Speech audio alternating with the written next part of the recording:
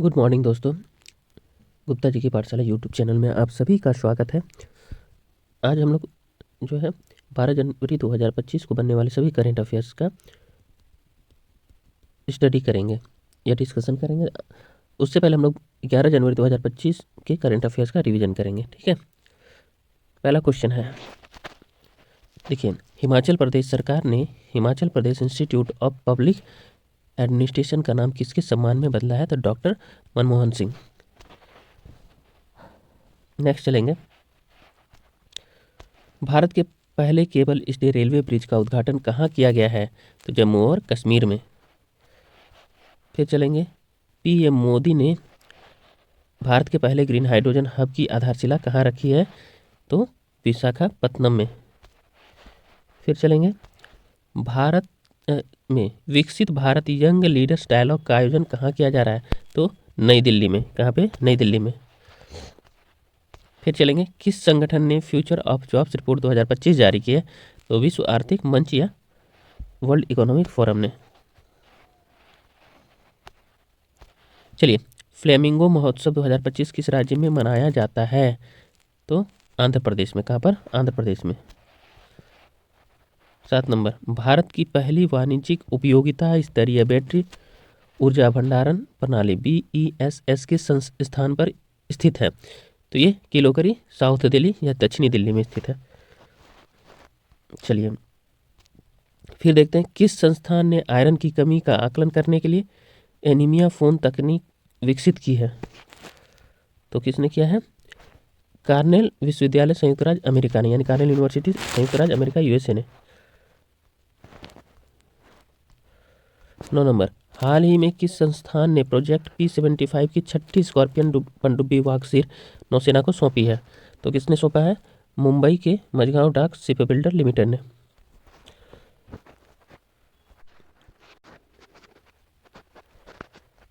Henley passport index 2025 में भारत का स्थान क्या है? तो 85वां। कौन सा स्थान है? 85वां स्थान है, ठीक है। उसी में सिंगापुर का पासपोर्ट लगातार दूसरे वर्ष पहले पायदान पर काबिज था।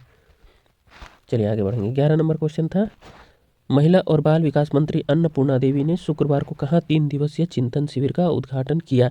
तो राजस्थान में। राजस्थान के उदयपुर में। चलिए शुरू करते हैं आज का करंट अफेयर्स 12 जनवरी 2025 का। भारत के राष्ट्रीय राजमार्गों की लंबाई पिछले 10 वर्षों में कितनी वृद्धि हुई है? कह रहा है कि भारत के राष्ट्रीय राजमार्गों की लंबाई में 10 वर्षों में कितनी वृद्धि हुई है, कितने प्रतिशत की? तो इसका आंसर हो जाएगा 60%। कितने 10 वर्षों में वृद्धि हुई है? 60% की राजमार्ग की लंबाई। चलिए आगे बढ़ते हैं। भारत के राष्ट्रीय राजमार्ग की लंबाई पिछले 10 वर्षों में 60% बढ़ी है, जिससे देश की बुनियादी ढांचे में सुधार हुआ है।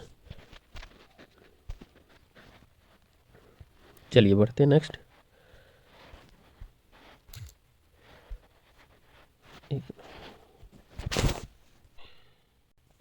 बोल रहा है, SIP निवेश दिसंबर में कितने करोड़ रुपए पार कर गया है? तो ये कितने करोड़ रुपए पार कर गया? 4 ऑप्शन है इसके अनुसार। तो ये पार कर गया है कितना?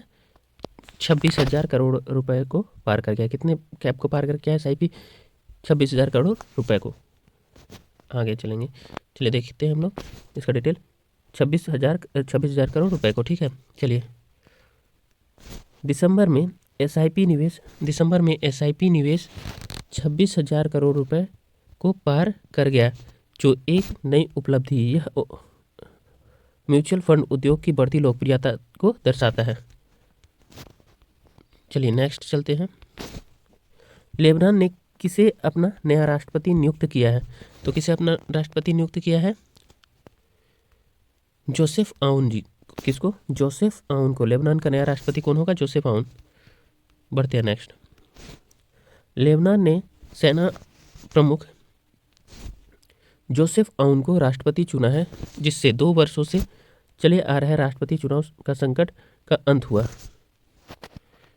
बोल रहा है नेक्स्ट में, राष्ट्रपति एक मिनट, लेबनान के राष्ट्रपति का कार्यकाल 6 वर्ष का होता है, और लेबनान में एक मेरानाइट ईसाई को परंपरा के अनुसार लेबनान का राष्ट्रपति चुना जाता है।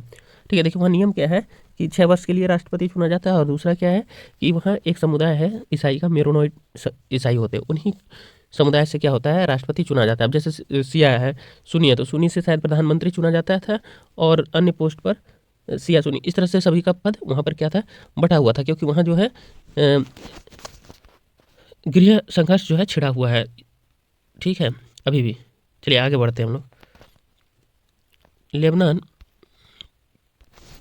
अब लेबनान के बारे में हम लोग पढ़ते हैं। लेबनान पश्चिमी एशिया में भूमध्य सागर के स्थित एक छोटा सा देश है। कहाँ पर स्थित है ये? तो पश्चिमी एशिया में भूमध्य सागर में स्थित एक छोटा सा देश है। चलिए आगे बढ़ते हैं। प्रथम विश्व युद्ध के बाद लेबनान पर फ्रांस का शासन था, और इस देश ने क्या किया, 1946 में अपनी स्वतंत्रता की घोषणा की। कब घोषणा की थी? तो 1946 ईस्वी में लेबनान फ्रांस से क्या हुआ था, स्वतंत्र हुआ था। अब देखिए लेबनान की राजधानी कौन सी है? बेरूत है। वहाँ की मुद्रा क्या है? लेबनानी पाउंड है। राष्ट्रपति कौन है? जोसेफ ऑन है। नेक्स्ट पढ़ते हैं हम लोग। 10 नंबर क्वेश्चन। मध्य प्रदेश सरकार ने युवाओं के लिए कौन सी योजना शुरू की? मध्य प्रदेश सरकार ने एक नई योजना शुरू की है, वो कौन सी है? तो पार्थ योजना। किस योजना को शुरू किया है? और मध्य प्रदेश सरकार ने पार्थ योजना। पार्थ योजना क्या है दोस्तों? पार्थ योजना जो है मध्य प्रदेश सरकार ने पार्थ योजना शुरू की है, जिससे युवाओं को सरकारी नौकरी के लिए भर्ती पूर्व प्रशिक्षण मिलेगा। और ये किस सेक्टर में देंगे? तो पुलिस जैसे हो गया, आपका सेना हो गया, अर्धसैनिक, इन सभी का प्रशिक्षण देंगे। यही है आपका पार्थ। चलिए यहाँ देखिए, मध्य प्रदेश ने सेना, पुलिस और अर्धसैनिक बलों में कैरियर के लिए युवाओं को प्रशिक्षित करने के लिए पार्थ योजना यानी पुलिस सेना भर्ती प्रशिक्षण और हुनर शुरू की है। ठीक है, ये योजना किसने प्रारंभ की? तो मुख्यमंत्री मोहन यादव ने राज्य स्तरीय युवा महोत्सव में इस योजना का अनावरण किया है। हाँ, ये कुल मिलाकर के प्रशिक्षण प्रदान करेंगे, मतलब ये भी नहीं कि नौकरी के लिए प्रशिक्षण पहले से ही प्रदान करेंगे। ठीक है, ताकि वो क्या कर सके, आगे बढ़ सके और फ्यूचर में नौकरी प्राप्त कर सके। चलिए नेक्स्ट देखते हैं। राष्ट्रपति द्रौपदी मुर्मू ने 18वें पीवीडी 2025 में प्रवासी भारतीय सम्मान पुरस्कार निम्नलिखित में से किसे प्रदान किया? देखिए 10 जनवरी को क्या हुआ, आपका प्रवासी भारतीय दिवस का समापन समारोह हुआ। तो उसी दिन राष्ट्रपति महोदय ने 2025 में क्या हुआ कि प्रवासी भारतीय सम्मान पुरस्कार की घोषणा की, जिसमें यहाँ पर कुछ निम्नलिखित में से किसको प्रदान किया था? तो डॉक्टर सैयद अनवर हुसैन को, सैयद अनवर खुर्शीद को, डॉक्टर सैयद अनवर खुर्शीद को इन्होंने प्रदान किया। तो केवल डॉक्टर सैयद अनवर खुर्शीद को ही नहीं प्रदान किया, इसके साथ साथ कुल मिलाकर के 27 व्यक्ति और संगठनों को भी यह सम्मान प्रदान किया गया। तो चलिए 2025 प्रवासी भारतीय सम्मान पुरस्कार डॉक्टर सैयद अनवर खुर्शीद को मिला। कहाँ रहते हैं ये? कहाँ के एनआरआई हैं? सऊदी अरब में रहते हैं अभी। ठीक है, और किस सेक्टर में काम करते हैं? तो ये चिकित्सा और विज्ञान क्षेत्र से जुड़े हुए। किस क्षेत्र से जुड़े हुए? चिकित्सा और विज्ञान के क्षेत्र में। ये अलग अलग सेक्टर में दिया जाता है, 27 सेक्टर में दिया गया टोटल। ठीक है, प्रवासी भारतीय सम्मान पुरस्कार प्रवासी भारतीयों को दिया जाने वाला सर्वोच्च सम्मान, बोला एनआरआई को दिया जाने वाला ये सबसे बड़ा पुरस्कार है। आगे बढ़ते हैं। 10 जनवरी 2025 को भुवनेश्वर ओडिशा में प्रवासी भारतीय सम्मान पुरस्कार 2025 से सम्मानित 27 व्यक्ति संगठन व्यक्तियों को प्रदान किया गया है। चलिए बढ़ते हैं, बता ही चुके हैं। देखिए अभी हाल फिलहाल में काफ़ी चर्चा में रहा था जीनोम डेटा सुलभ, उसके बारे में हम लोग पढ़ेंगे। भारत और विदेश में शोधकर्ताओं के लिए जीनोम डेटा सुलभ बनाने के लिए सरकार द्वारा शुरू किए गए पोर्टल का नाम क्या है? भारत और विदेश में शोधकर्ताओं के लिए जीनोम डेटा सुलभ बनाने के लिए सरकार द्वारा शुरू किए गए पोर्टल का नाम क्या है? तो अभी एक नया पोर्टल का उद्घाटन किया गया है, जिसका नाम क्या है? IBDC यानी कि भारतीय जैविक डेटा केंद्र पोर्टल। भारतीय जैविक डेटा केंद्र पोर्टल नाम है। देखिए आंसर था भारतीय जैविक डेटा केंद्र IBDC पोर्टल। नेक्स्ट चलते हैं, इसी में इसका हम लोग डिटेल से देखते हैं इस क्वेश्चन को। भारतीय जैविक डेटा केंद्र या IBDC पोर्टल। भारत ने भारतीय जैविक डेटा केंद्र IBDC पोर्टल लॉन्च किया, जिससे 10,000 संपूर्ण जीनोम नमूने वैश्विक स्तर पर सुलभ हो गए। ठीक है, कितने नमूने सुलभ हो गए जीनोम के? 10,000। इसका शुभारंभ किया था प्रधानमंत्री नरेंद्र मोदी ने, ये ध्यान रखिएगा। डेटा सेट जीनोमिक्स व्यक्तिगत स्वास्थ्य सेवा और चिकित्सा में प्रगति को सक्षम बनाता है। IBDC आनुवांशिक डेटा तक निर्बाध पहुंच का समर्थन करता है, शोधकर्ताओं को आनुवंशिक विविधताओं का अध्ययन करने और सटीक जीनोमिक उपकरण विकसित करने में सहायता करता है। देखिए, जैव प्रौद्योगिकी विभाग यानी डीबीटी के नेतृत्व में जीनोम इंडिया परियोजना अत्याधुनिक अनुसंधान के लिए एक व्यापक मंच प्रदान करता है। आगे बढ़ेंगे, ठीक है। नेक्स्ट हो गया आनुवंशिक विविधता डेटाबेस बनाती है यह, ठीक है, व्यापक डेटाबेस बनाती है। भारत की योजना 10 मिलियन जीनोम को अनुक्रमित करने की है, जिससे स्वास्थ्य सेवा, कृषि और जैव प्रौद्योगिकी में नवाचार को बढ़ावा मिलेगा। देखिए, ये जो आईबीडीसी जो लाया गया है, ये किसके द्वारा संचालित किया जा रहा है? डीबीटी के द्वारा, ठीक है। डीबीटी यानी कि जैव प्रौद्योगिकी विभाग के द्वारा, ठीक है। जीनोम इंडिया परियोजना के तहत ये जो है लॉन्च किया गया है, ठीक है। इसमें क्या करना है कि क्या कर रहे हैं कि 10,000 जीनोम को इन्होंने एकत्रित किया और उनका वो क्या करेंगे, अनुसंधान और उसका अध्ययन करेंगे। इससे क्या फ़ायदा मिलेगा कि एक डाटाबेस बनेगा, और डाटाबेस बनने के बाद क्या होगा कि भारत में जो है जो इसको डिकोडिंग यानी अनुक्रमित करने में इनको सहायता मिलेगा, और इसको अनुक्रमित करने के बाद क्या होगा, जैसे कि इसका यूज जो है स्वास्थ्य क्षेत्र में हो, कृषि हो या जैव प्रौद्योगिकी में नवाचार को बढ़ावा मिलेगा जीनोम। अतः एक 2020 में ये किस योजना के तहत लाया गया, ये किस योजना के तहत लाया गया था? 2020 में क्या हुआ था कि जीनोम इंडिया प्रोजेक्ट की शुरुआत की गई थी, ठीक है। जीनोम इंडिया प्रोजेक्ट की शुरुआत की गई थी, उसी के तहत ये लाया गया है, ठीक है। चलिए आगे बढ़ते हैं हम लोग। 2026 में राष्ट्रमंडल संसद के 28वें सम्मेलन कौन देश मेजबानी करेगा? तो देखिए, 2026 में राष्ट्रमंडल संसदों के 28वें सम्मेलन का कौन सा देश मेजबानी करेगा? तो ये भारत करेगा। कौन करेगा? भारत करेगा, ठीक है। यानी कॉमनवेल्थ के बारे में बोल रहे हैं, ठीक है। भारत करेगा, ठीक। चलिए, करेक्ट आंसर क्या हो जाएगा? भारत। भारत 2026 में 28वें कॉमनवेल्थ संसद सम्मेलन की मेजबानी करेगा, ठीक है। सम्मेलन का अब कॉमनवेल्थ जो संसद सम्मेलन है उसकी मेजबानी करेगा, तो इसका विषय क्या होगा?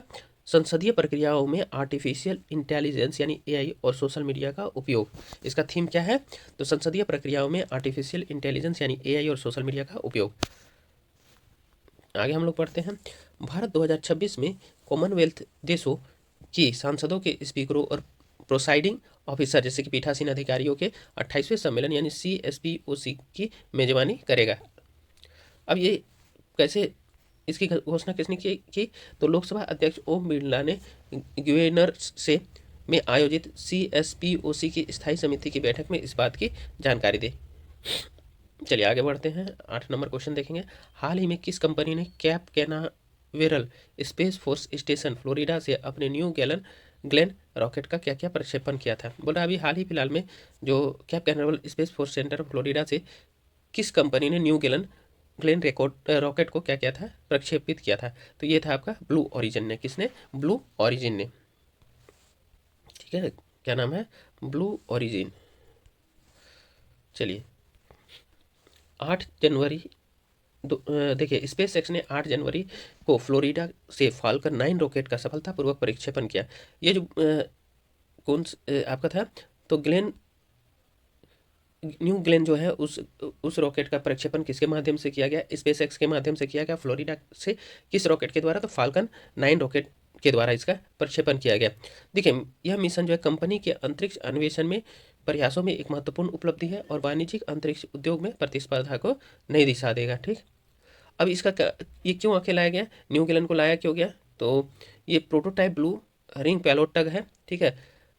अब ये क्यों टग क्या होता है? पेलोड उठाने का प्लेटफॉर्म होता है, ठीक है।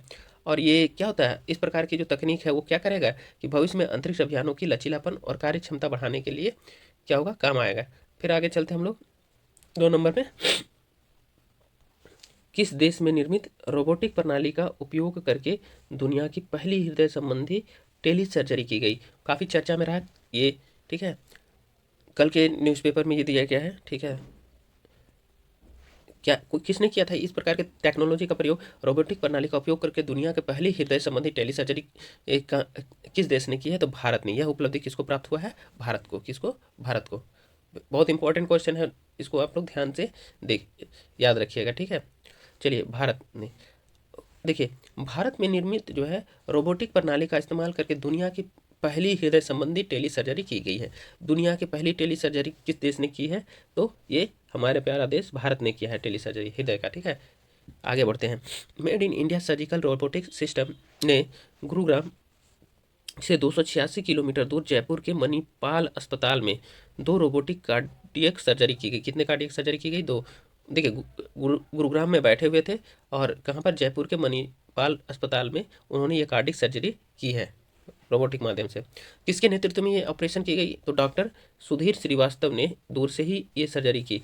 इन सर्जरी में tele robotic assisted internal memory artery harvesting प्रक्रिया को 58 मिनट में पूरा किया गया। कुल मिलाकर के बोला कि ये टेली रोबोटिक जो असिस्टेड इंटरनल मेमोरी के द्वारा ये जो आर्टरी का जो हार्वेस्टिंग किया गया है वो कितना समय में पूरा किया? 58 मिनट में। ठीक है, चलिए, यह सर्जरी कितना है? 35 से 40 मिली सेकेंड की कम देर रही। कितने देर कम रह गई? तो 35 से 40 मिली सेकेंड की कम देरी रही। ठीक है, अब क्या बोल रहा है? इस अभूतपूर्व अंतर्राज्यीय या रोबोटिक कार्डियक टेली सर्जरी ने रोगी देखभाल को बेहतर बनाने में अहम भूमिका निभाई है। बोला इस प्रकार के टेक्नोलॉजी जो है हृदय रोगियों के लिए बहुत ही फायदेमंद है।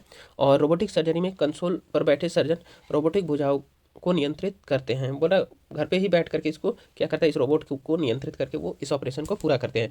सर्जिकल साइट का 3D दृश्य 32 इंच के मॉनिटर पर दिखता है। बोलता है इसको आप लोग क्या कर सकते हैं? सर्जिकल साइट को 3D दृश्य में किस में देख सकते हैं? 32 इंच के मॉनिटर पर देखा जा सकता है। और इस ठीक है, आगे हम लोग बढ़ते हैं। 10 नंबर, हाल ही में कौन सा देश ब्रिक्स का 11वां सदस्य बना है? देखिए, 11वां सदस्य या एक तरह से कह सकते हैं 10वें सदस्य, क्योंकि अभी सऊदी अरब ने क्या नहीं दिया है? अपनी सहमति नहीं दी है। तो 10 सदस्य, यहाँ क्वेश्चन में अगर 11 सदस्य बन रहा है तो 11वां सदस्य ही हम लोग मान के चलेंगे, लेकिन अभी कुल मिलाकर के 10वां सदस्य ही कह सकते हैं। ठीक है, चलिए, कौन सा हो जाएगा? इंडोनेशिया। इसका आंसर देखिए, फिर से एक बार इसको रीडिंग देते हैं कि क्वेश्चन क्या है कि हाल ही में कौन सा देश ब्रिक्स का 11वां सदस्य बना है? तो इंडोनेशिया। किसने? इंडोनेशिया। ठीक है, इंडोनेशिया को ब्रिक्स का पूर्ण सदस्य बना लिया गया है। चलिए, ब्रिक देशों की पहली आधिकारिक बैठक 16 जून 2009 को रूस में हुई थी। देखिए, ब्रिक्स से पहले जो है जब इसका गठन हुआ था 2006 में इसकी पहली स्थापना हुई थी ब्रिक्स की, तो उस टाइम जो है ये ब्रिक के नाम से जाना जाता था। और इसकी पहली आधिकारिक बैठक जो है 16 जून 2009 को कहाँ हुई थी? रूस में हुई थी बैठक, लेकिन इसकी स्थापना 2006 में ही हो गया था। चलिए, ब्रिक का गठन 2006 में ब्राज़ील, रूस, भारत और चीन द्वारा किया गया। चलिए, ब्रिक नाम कैसे पड़ा है? तो सभी देशों के पहले लेटर को मिला करके ब्रिक नाम पड़ा है। ठीक है, इस संगठन का पिछले वर्ष इस संगठन का विस्तार करके इसमें ईरान, मिस्र, इथियोपिया और संयुक्त अरब अमीरात को भी शामिल कर लिया गया है। लेकिन अभी जो है देखिए, यहाँ पर 4 ही बोल रहा है, ईरान, मिस्र, इथियोपिया, संयुक्त अरब अमीरात भी शामिल कर लिया गया है। सऊदी अरब को इसमें शामिल होने के लिए आमंत्रित किया है, लेकिन उसने अभी तक ऐसा नहीं किया है। अभी तक ऐसा नहीं किया, तो एक तरह से 10वां कंट्री ही कह सकते हैं। जब क्वेश्चन में 11वां आया है तो 11 कह सकते हैं, क्योंकि इन्होंने अभी मना भी नहीं किया है, तो 11वां ही कह सकते हैं। ठीक है, अब देखिए, ब्रिक्स के बारे में हम लोग जानेंगे, ब्रिक्स क्या है और ब्रिक्स की स्थापना कब हुई थी, इन सभी के बारे में। देखिए, ब्रिक्स की स्थापना 2006 में हुई थी। शुरुआत में इसमें कौन कौन सा देश था? ब्राज़ील था, रूस था, भारत और चीन शामिल था। ठीक है, इसे मूल रूप में ब्रिक नाम दिया गया था। दक्षिण अफ्रीका जो है सितंबर 2010 में शामिल हुआ, तब इसका नाम ब्रिक्स पड़ गया। अब देखिए, तब इसका नाम बदल करके क्या कर दिया गया? ब्रिक्स कर दिया गया। ठीक है, अब देखिए, इसका मुख्यालय कहाँ है? चीन के संघाई में। ब्रिक्स का मुख्यालय कहाँ है? चीन के संघाई में है। अब देखिए, ब्रिक्स संगठन की अध्यक्षता जो है अल्फ़ाबेट के क्रमानुसार सदस्यों के बीच प्रतिवर्ष बदलती है। ठीक है, मतलब अल्फ़ाबेटिकली जैसे जैसे जिसका नाम आ जाए, जैसे बी से होगा तो बी से कौन सा हो जाएगा? ब्राज़ील, आर से रसिया, आई से इंडिया, सी से चाइना, एस से आपका जा करके साउथ अफ्रीका, इस तरह से है। और इसने कई काम किए हैं। इसका बहुत बड़ा सफलता है न्यू डेवलपमेंट बैंक की स्थापना, ये भी ध्यान रखना है। अब देखिए, ब्रिक्स का प्रतिनिधित्व क्या, इसका क्या इस ये जो है इसका क्या महत्व है? ठीक है, इसलिए इसका महत्व है कि कुल वैश्विक आबादी का लगभग 41% आबादी यहाँ निवास करती है। ठीक है, इसका जीडीपी जो है कितना है? 24% है विश्व की जो जीडीपी का। वैश्विक व्यापार का यहाँ 16% हिस्सेदारी है। ठीक है, आगे बढ़ेंगे दोस्तों। आज का करंट अफेयर्स का सेशन यहीं समाप्त होता है। बहुत बहुत धन्यवाद। और दोस्तों, मेरे चैनल को आप लोग लाइक कीजिए, सब्सक्राइब कीजिए, शेयर कीजिए और कमेंट कीजिए। धन्यवाद।